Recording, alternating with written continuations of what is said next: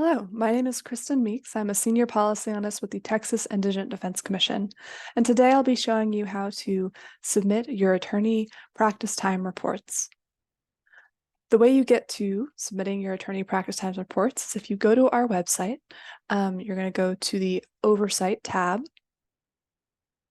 then you're going to scroll down and you will see the Submit Data and Reports button. Click on that. And then as you scroll down, you're going to scroll past a few other reports that we collect as part of our statutory requirements, and you will come down to the Attorney Practice Time Report. You will click this button to get to your reporting website. Now, part of the reason for the new video is because we have a new website where you will be submitting those practice time reports. So today we'll go over how to submit the reports through the new website. Again, you can click right here on this button and it will send you to that new website. Additionally, if you have bookmarked the old reporting website's link, you will automatically be redirected to the new website to report your practice time. If you'd like written instructions on how to report your practice time, you will find those on this webpage as well, right here where my mouse is highlighted. But for now, let's go to the new website and report some practice time. If you follow the new practice time reporting link, it will take you to this website. Now, why is this required? Well, attorneys who take appointed criminal and juvenile delinquency cases are required to report the percentage of practice time that's devoted to those cases, according to Article 2604J of the Code of Criminal Procedure. Similarly, and this is a new requirement, attorneys who dedicate part of their time to taking court-appointed legal representation of children and/or their indigent parents in cases that involve the Department of Family and Protection Services, DFPS, are also required to report their percentage of practice time for those cases pursuant to Section 107.0042 of the Texas Family Code.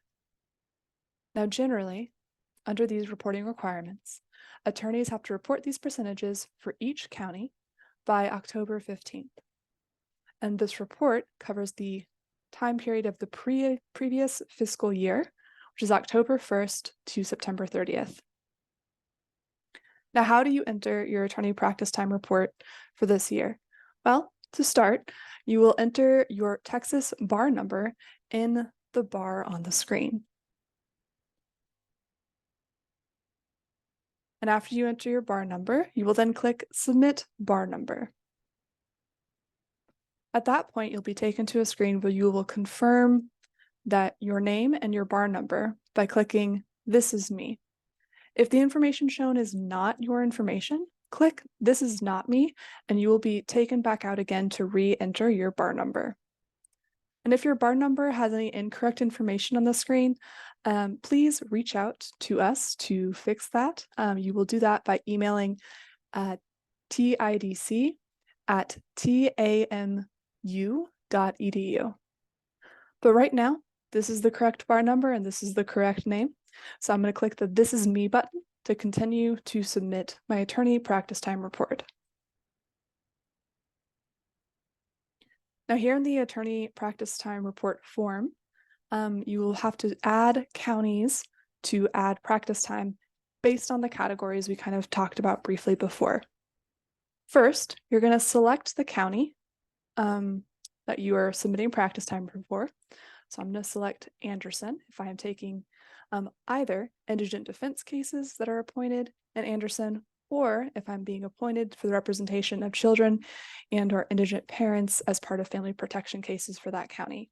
Once I've selected my county, I will click the Add County row. And once I've done that, you will see that the website has added that county along with each category of required reporting cases.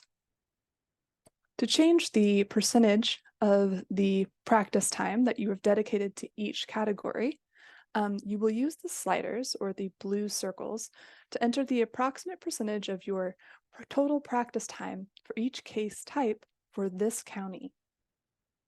Now you can move the sliders by either clicking it with a mouse or by clicking on the bar and using the arrow keys to adjust it maybe a bit more finely. I've made my adjustments here for adult criminal defense, juvenile delinquency, and appointed family representation cases. You will notice that at this bottom here, there's a other total practice time, and that's the remaining practice time that you have outside of all these appointed cases.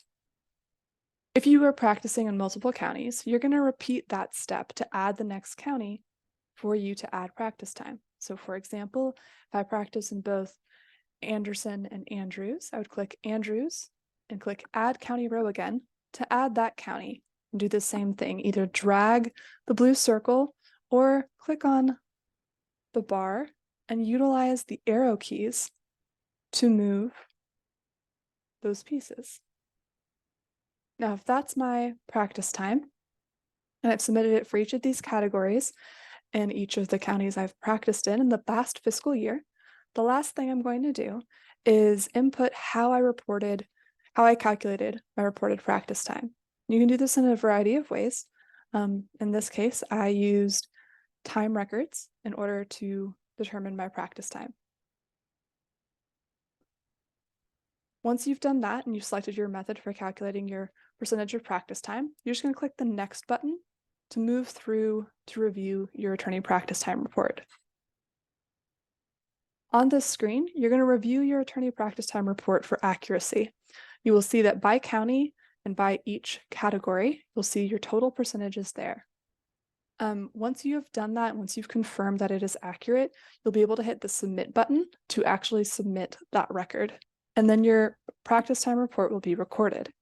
However, if it's incorrect, please return to the previous page to update your submission. This looks right to me, so I'm going to hit the submit button. Congratulations, you have successfully submitted your attorney practice time report for the past fiscal year. Now, if you'd like to receive an email reminder regarding the submission of this form for the next fiscal year, then please enter your preferred email address in the box below and click Add Email. And of course, if you have any questions or want to know more about the categories of practice or anything like that, feel free to reach out to us at TIDC via email. That email address is going to be info@tidc.texas.gov. Again, that's info@tidc.texas.gov. Thank you for your time.